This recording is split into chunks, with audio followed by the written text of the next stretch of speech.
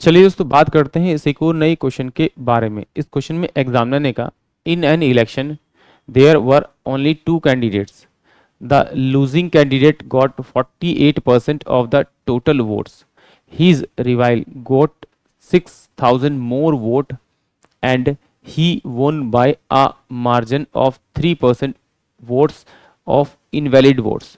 यानी एग्जामिनर ने कहा एक इलेक्शन हुआ, उस इलेक्शन के अंदर कुछ कैंडिडेट थे, उन कैंडिडेट में से जो हारने वाला कैंडिडेट था उसने टोटल वोट का 48% लिया, और उसका जो रिवाइवल था उसने वो जो है वो 6,000 वोट से जीत गया, और जो उसका मार्जिन था परसेंटेज का वो 3% था।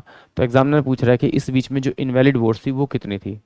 एक चुनाव में केवल 2 उम्मीदवार थे, हारने वाले उम्मीदवार को कुल मत का 48% मिला, उसके प्रतिद्वंदी को 6,000 मत अधिक मिले हैं, और वो 3% के मतों के अंतर से जीत गया।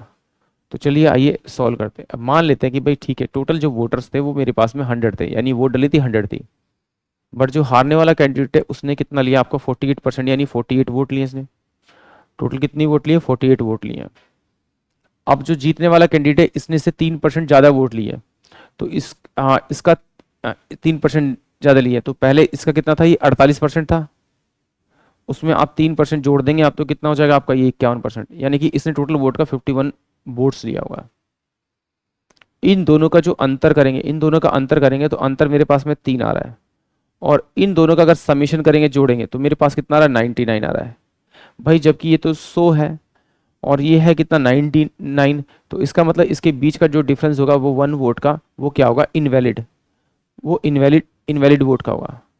बट एग्जामिनर ने मुझे एक चीज़ और दे रखी है, वो 6,000 ज़्यादा वोटों से जीत गया, तो इसका मतलब है जो इन दोनों के बीच का डिफरेंस आ रहा है वोट का वो 3 आ रहा है, और एग्जामिनर कह रहा है कि नहीं भैया ये 6,000 है।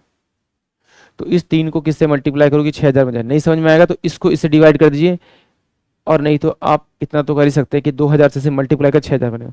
जिससे से मल्टीप्लाई करेंगे उसी से आप इस एक को मल्टीप्लाई कर दीजिए, आपको आपकी इनवैलिड वोट मिल जाएगी, यानी कि 2,000। यानी कि ऑप्शन जो बी होगा वो इस क्वेश्चन के लिए करेक्ट होगा। आई होप आप सभी क्वेश्चन समझ में आया होगा।